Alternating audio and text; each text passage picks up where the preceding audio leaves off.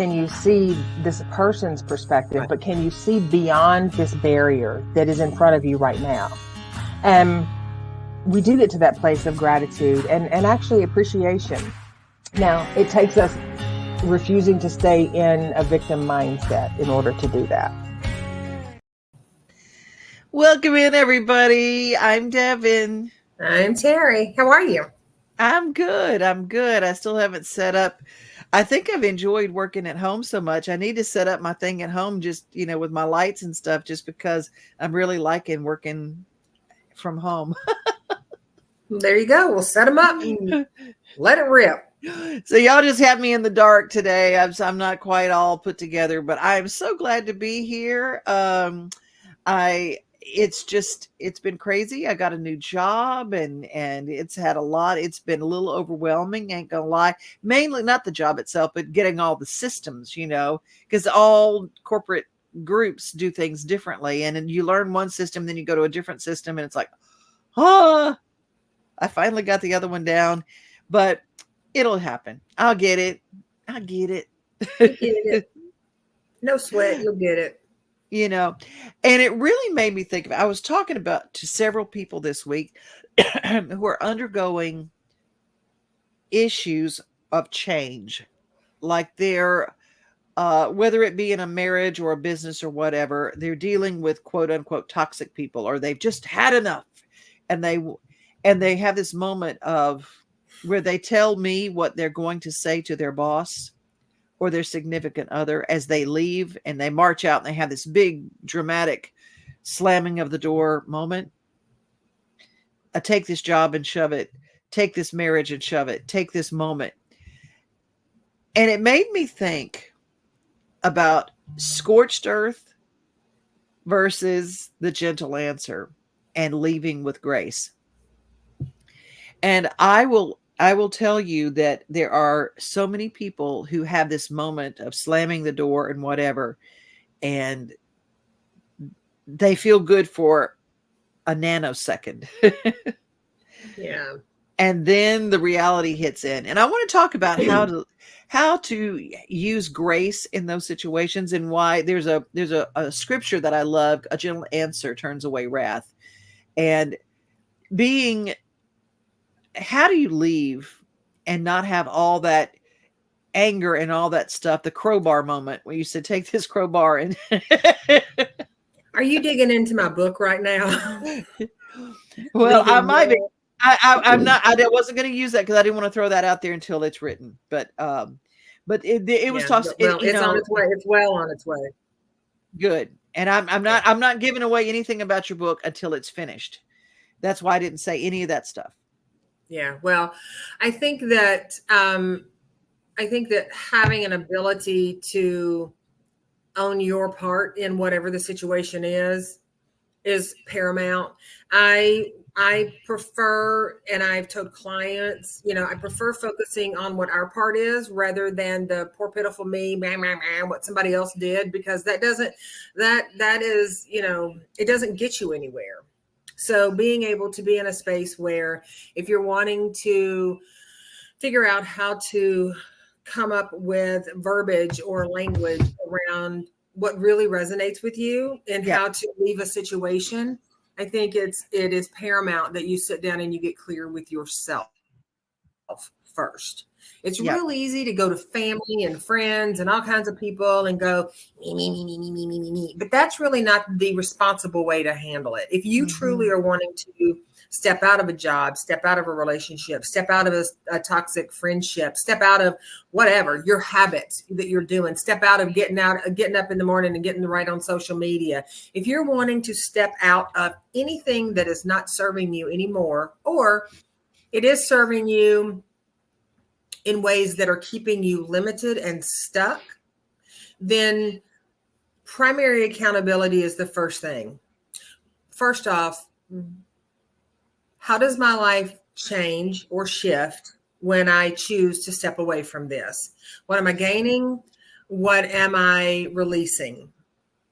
And then, are you really ready to release whatever it is? Because a lot of times people will say, and when we all know this, people will leave a job This job is horrible. These people are horrible. My boss is horrible. Da da da da da da da da da da da da da da. And then they bounce into another job or another relationship or another friend group. And within 4 to 6 months, this is horrible. They don't hear me. Blah, blah, blah, blah, blah, blah. Truth. So Yes. when you make a plan to exit, look at what you're bringing to the table. Okay, I want to leave this job and start another, or, take another position somewhere else. So what am I going to leave that's not serving me? And maybe it is the way you're interacting with people, or maybe, whatever it is. Once you take that inventory of what that is, own that, and then start your blueprinting process of how you're going to move from there. What are you willing to commit to doing differently? We've got some people joining us. Michelle is on YouTube, and Corinne is in Buffalo, and Joyce is with us. Hello, Joyce. Joy. And Elizabeth is with us. And it occurred to me, I said, there's that, and I've watched people in my own family that shall go unnamed, that and it's not just leaving something. It's not that thing. It's like when you let yourself get so frustrated over certain situations that you throw a hissy fit. Mm-hmm.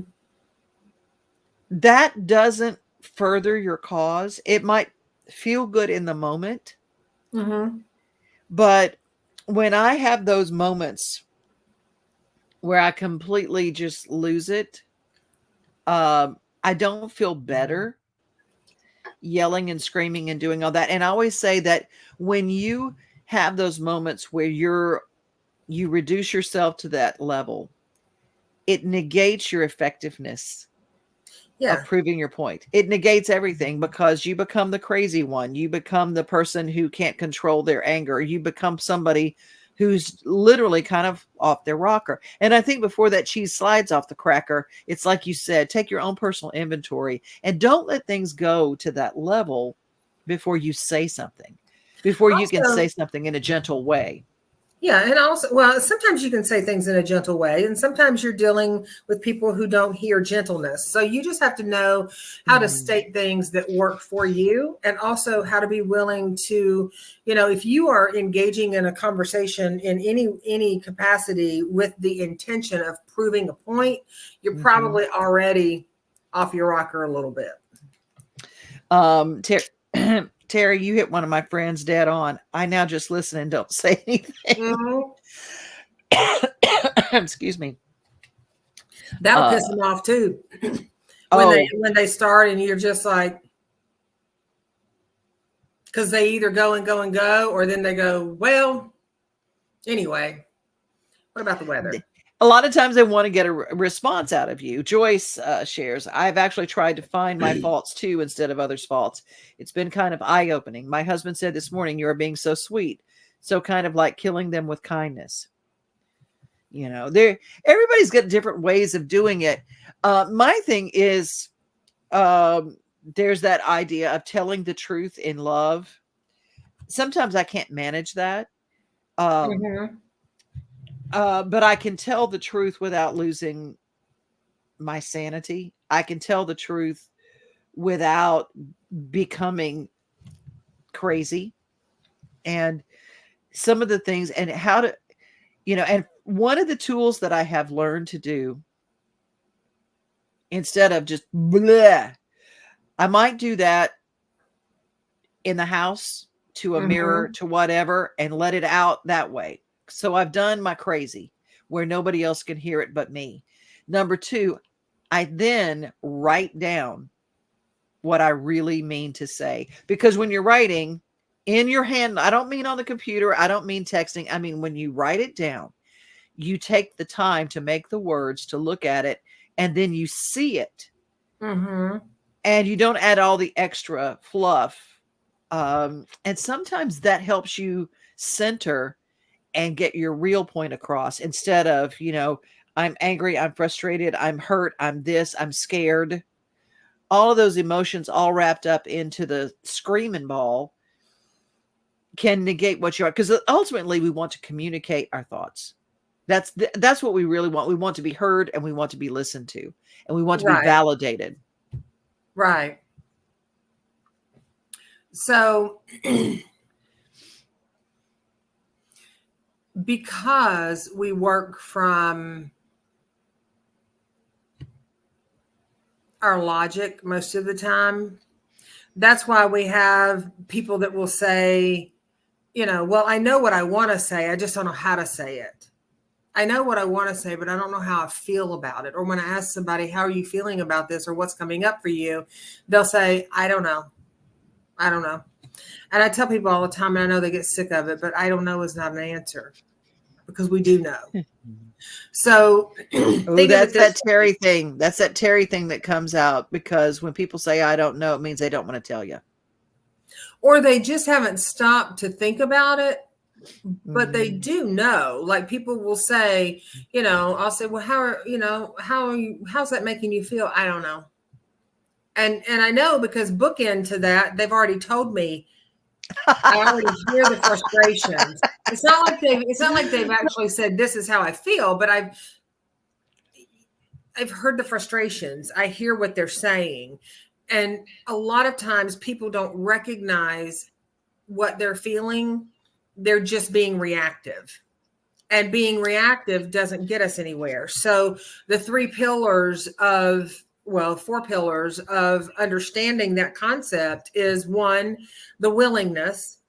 2, working from, I tell people it's like an iceberg. Like if this is the water in the Atlantic, this is the top of the iceberg, this is the bottom of the iceberg. Our logic is always above the water. Our logic, our rational, our intellect, it's always up there. And so we try to problem solve everything from this place, which is great. You can talk yourself into understanding anything, but understanding it doesn't change the way that you feel about it. So you have to engage your emotional intelligence, which is it's the bigger part of the iceberg. And you have to engage your somatic intelligence, which is your body's reaction, the physiological way that your body responds. So when somebody says, I don't know, then let's get still a second and let's feel this. Like, I hear you saying XYZ. Where do you feel that in your body? Oh, that's good.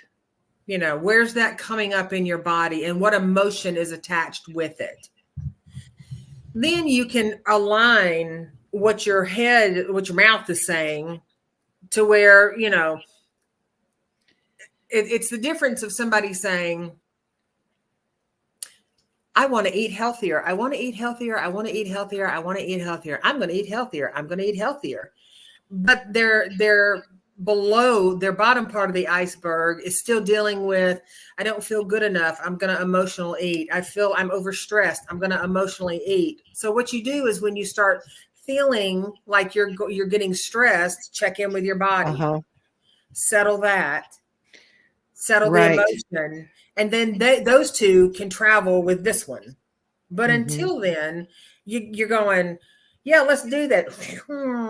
That sounds like a great idea. It's like 2 magnets when you turn them against however that is, when you turn them against one another, and they push up and then they slide away and push up and slide away until you get that alignment.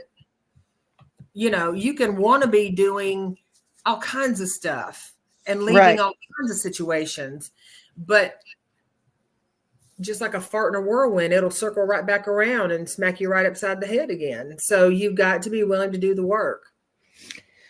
That's true. Elizabeth says, I'm so over responding to drama. I love that I have a group of friends that drama isn't a part of. It goes on around us, but not between us. I love that. And that's what we can do. We can choose to jump into the whirlpool, or we can hang out in that peaceful place where the whirlpool doesn't touch us. And if you're standing on the edge of that, if you're standing on the edge of that diving board, even considering jumping into that drama, I would say take a hard accountability with what you think you're getting out of that. Because What as are, we know, you point out, we always get something out of our yeah, choices. what are you getting out of that Mhm. drama? Right. Right. And that it could be just the adrenaline rush, you know. Absolutely. Nancy says Mama said kill them with kindness. And that is certainly I've heard that as well. We all have, and that's and that does work in a lot of those situations. But I'm talking about if you are really in conflict, Mm-hmm. I don't mean make up a kindness. I don't mean passive aggressive. I don't mean passive kindness. I mean be honest without going scorched earth. There's a Right. way to do something without having a screaming fit, without saying things that are hurtful. Mm-hmm. Sometimes you can just say no. I've had to turn people down for things that they've asked me to do. Mm-hmm. And as much as and I am learning to do that more and more.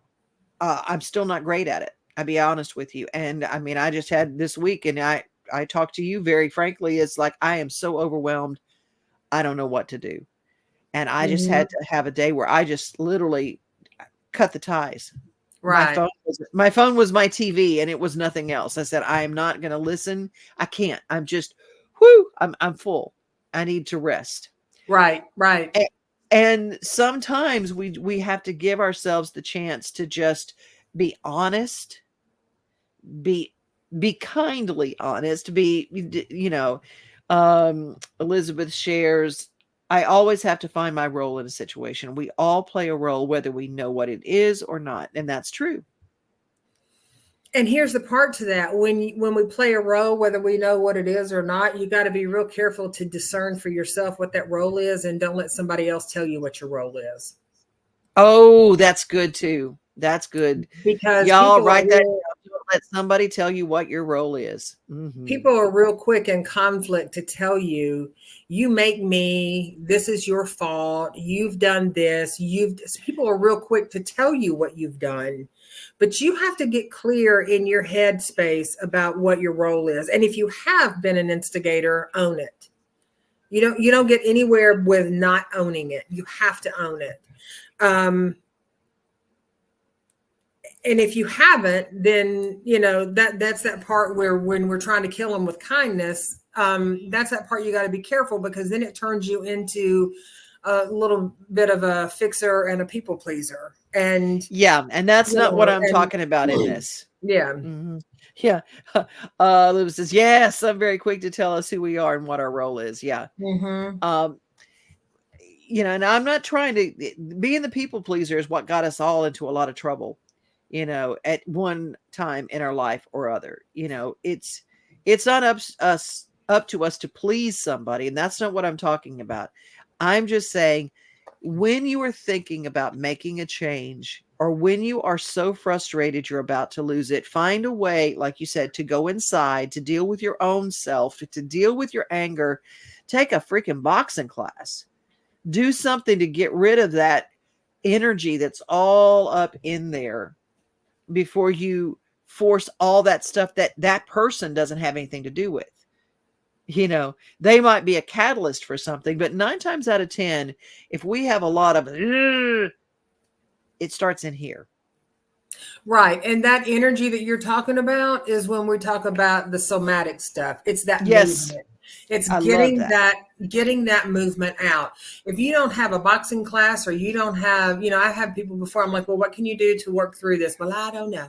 Well, what about walking? Well, I don't like to walk. Well, what about this? Well, I don't like her. Well, what about the, well, what about what? And I can sit there and what about, have you thought, have you considered all day long?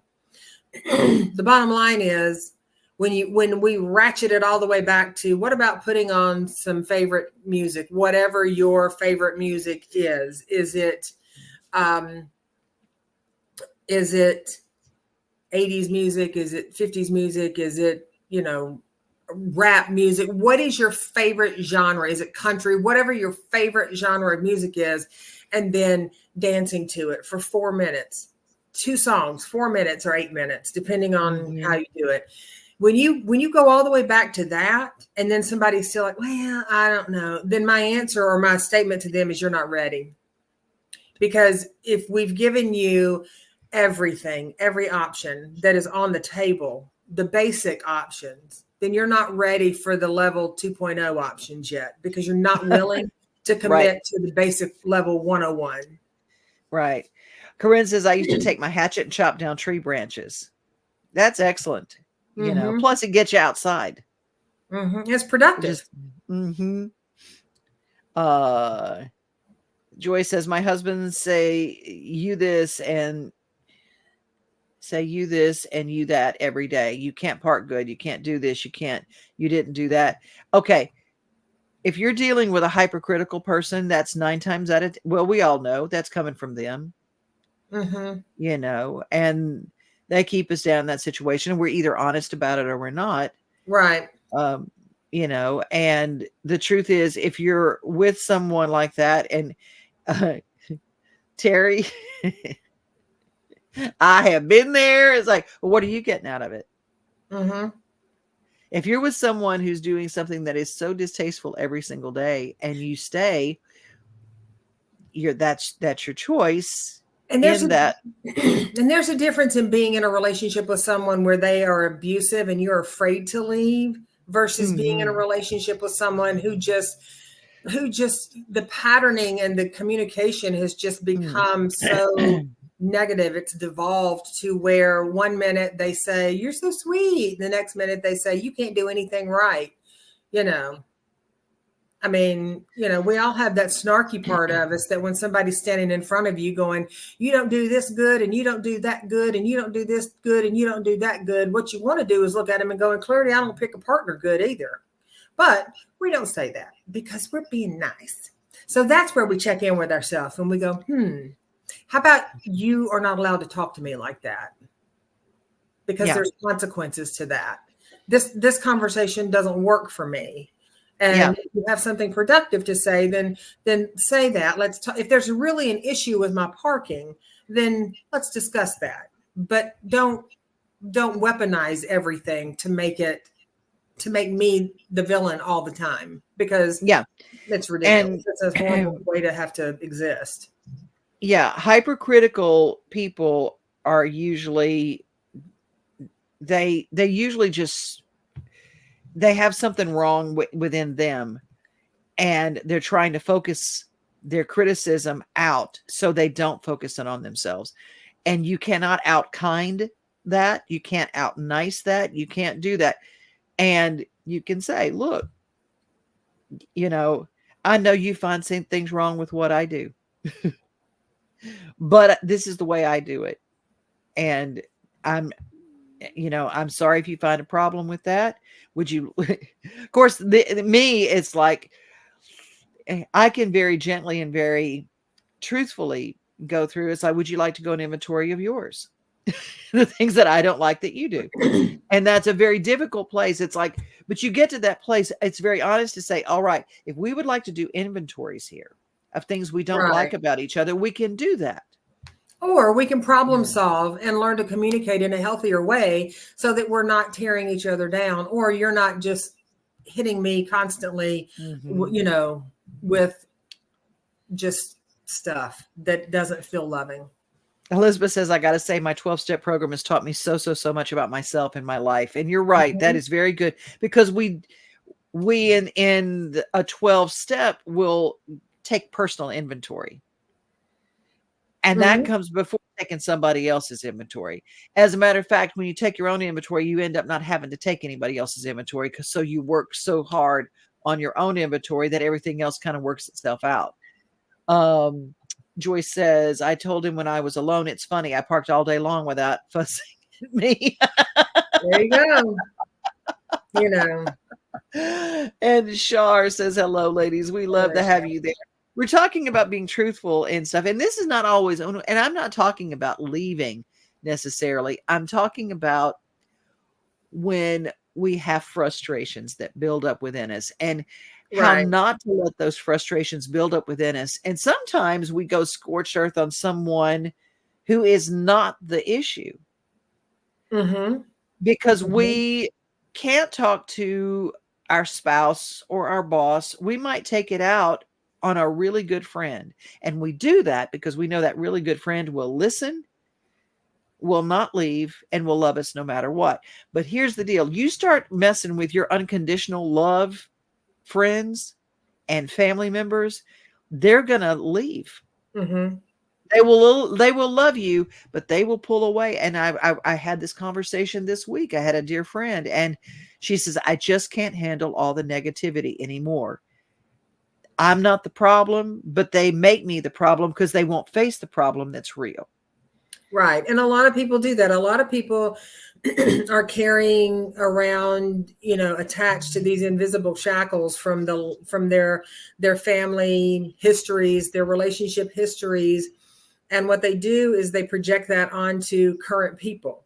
And, whether that's relationship, whether it's, partnership, whether it's husband, wife, whether it's best friend, work environment, whatever, they project these things onto these other people. And then nothing will do until they have convinced themselves and sometimes that other person that they are in fact the problem. And that's a sad, sad thing. I've had that happen in my own personal life before. And,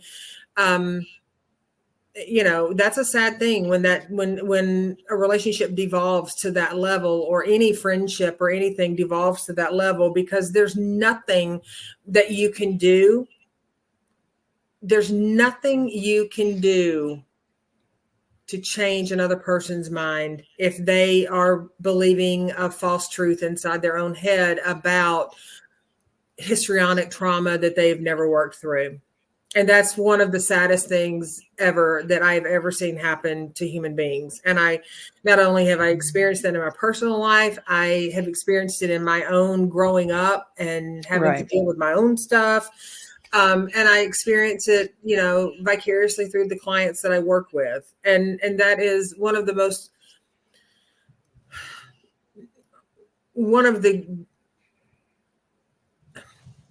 I'm not a fan of best and worst, but one of the, for sake of trying to dig out of my brain another word, one of the best things about, the word healing, when people are going on this journey of self-discovery, is that they get to a place where they can love someone, they can love a friend, they can love a partner, they can love a job, and they can also see that despite everything, even when you've played the ugly card yourself, despite everything, you need to step away.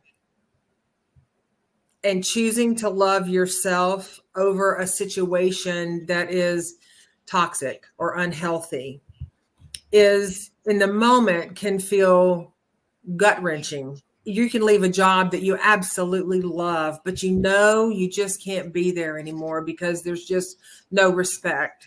You can leave a relationship, same thing. You can leave a friendship, same thing. You can step away from family members the same way. Stepping away from family members is a little more tricky because there are those obligations. There is a family tie there that most people can't just sever and walk away. But you don't ever escape those situations or those relationships without doing an inventory of the role you played. And, when you can, you make amends. And when you can't, you just respect that situation is where it is for now. And it's going to be there. You may have friends that you've worked with that you just adore, but because you're not working there anymore, you don't see them anymore and they've kind of chosen a side. Or you may have family members, or, if you've left a relationship, you've got that other person's family, and in a lot of cases, you can still stay in touch with them and you're still good. And then some cases, you're not. It's really about personal inventory, and also knowing that every one of us is accountable for stirring the shit pot at one point or another. Exactly. If you are a chronic shit pot stirrer, you know what I think about those people, right, Devon? There's a spoon and it needs to be cleaned, and they should be forced to clean it. I'm gonna leave it at that. Shar says, this is why I'm on vacation in Florida, away from my honey. I miss him, but if I stayed all winter locked up in the cold, we wouldn't make it. It makes us stronger because he gets a chance to realize how much I do. And I probably venture to say, you probably get to see how much he does. Mm-hmm. There's a level of appreciation that can transpire there. You know, and people need to know that we have our own ways of doing things, and having those, and Char says, yep. Elizabeth says, choosing to live a life where I'm honest with myself and others, and where I wake up and choose gratitude every morning has changed a lot about how I react and interact with others. That's brilliant. That's brilliant. And it is true. Waking up in your gratitude, earlier today, Elizabeth and I were talking, well, I'm grateful, but Char said, I so much appreciate my honey. I know you do. I know you do. And I was just saying that it's like having those moments to breathe in our relationships, whether it be working or a personal relationship, a love relationship, friendship, having those places to breathe is okay. And it gives you a chance to take stock. And if you are that frustrated, find a way to talk about it. Find a way to talk about it. Elizabeth says, I think a but negates everything I just said. And it does. It does. Yeah. When people say, but it's like the brain hears that word as like, okay, so everything I just said, etch a sketch that. And then let's just start with all the things that we can't do now. That are challenging now. I love them, but I always tell people work in the and still yet. Oh, that's good. Let's close our show with that. And still yet. I love them. And sometimes they drive me crazy. I love them. And sometimes we don't communicate effectively. That changes everything. That changes everything. And I want to encourage you all, when you are feeling the need to explode, find a way to channel that energy and work through. Yes. When you feel the need to explode somatically, look where it's coming from in your body, name the emotion that is attached to it, frustration, anger, sadness, whatever it is, and then work through that first before you projectile out on everyone else. And that's going to take some practice. Sometimes it's going to take being at the end of your rope and just walking out of the room. But if you don't start practicing it, autopilot will always fly the plane. If you don't start practicing, autopilot will forever say, I got this. I know you say you really want to work on this, but let's just do autopilot. And autopilot will, unless you have some really good, healthy behaviors and go-tos, autopilot will make a point of taking your toolbox that you use to get through situations and sneeze that all over 10 acres. And then you won't be able to get to anything to regulate yourself and to maybe for the first time be proud of yourself in a long time for choosing to do something different and choosing to change a pattern that is for the healthy instead of staying in the unhealthy. I love it. I love it. Well, I hope you guys have gotten something from today. I know that I did. Nanette just joined us. I think I'm going to blow up, LL. I love that. Joy says, you girls are the bomb. Thankful for y'all. We're thankful for you guys and glad that you joined us today. Turning it over to you, Teri Pugh. Well, I'm going to close out real quick. Well, one little shameless plug here. Next Monday night, 6:30 is the first of our once a month meetings that we're doing with wise women and sage sisters. And to break that down, it basically falls in the category, if you're perimenopause or menopause, and you fall in that category where you feel like in life, we're just sort of, there's a certain age group of women that no matter how vibrant we are, society sort of overlooks. And we find ourselves trying to balance aging and also the little voices in our heads while we're working, raising families, doing all that stuff. And so I'm going to be facilitating a once a month group for women in that category. There's no charge to it. If you're interested in it, leave your email somewhere below or message me on my page or Devon's page. Just get an email to me one way or the other. It starts next week. I'll send you out a Zoom link, and it's a recurring Zoom link. And right now, I think we've got like 26 women signed up. So, and it's not you have to be there every month. You pop in, and if you like it, great, stay. And if you don't, well, go away. It doesn't, we're not attached to it. It's really, there's been a need for it, and it fits in my schedule to do it now. So I'm doing it. And while we are a very public forum here, we will be a very private forum there. So that's 100%. The difference. And that's what we're doing at a different format, because we could do all those same things and say all those things, but we want you guys to feel free and not have your stuff all over the internet. Absolutely. And this, and also, like, I've had people reach out to me and say, well, I want to send this to my friend and I'm going to tell them about it. And I'm like, direct them to me so that, and it's not that I'm a control freak, but I do want to know how many people we have in the group. I'm not interested in getting 5,000 people in this group. I want it to stay. The intention is for it to be intimate, for it to be where people can share, and where people feel, I know we've overused the word safe space, but it truly is a space of sage women, and it's a place of integrity, and women can come and share and be like, oh, these, my husband is, how can I work on this, or these hot flashes, and what do I know about this? And it's not a place to bitch and moan and groan. That's not what we're doing. Do that at the local 7-Eleven on the corner or whatever. It's really a place where we're going to come together and support. Yeah. And so if you're interested in doing that, you can go to teripugh.com. You can either text me, email me, message me, just get me your email and I'll send you a link out.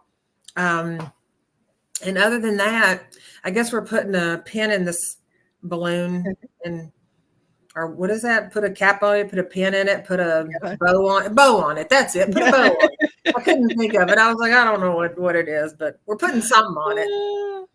Oh my goodness. Well, everybody is just saying thank you and all that good stuff. Well, as always, we appreciate you choosing to spend your time with us wherever you are in the world at the 12 o'clock hour on Wednesdays. And until we see you next Wednesday, y'all know what we're going to say. Increase the peace.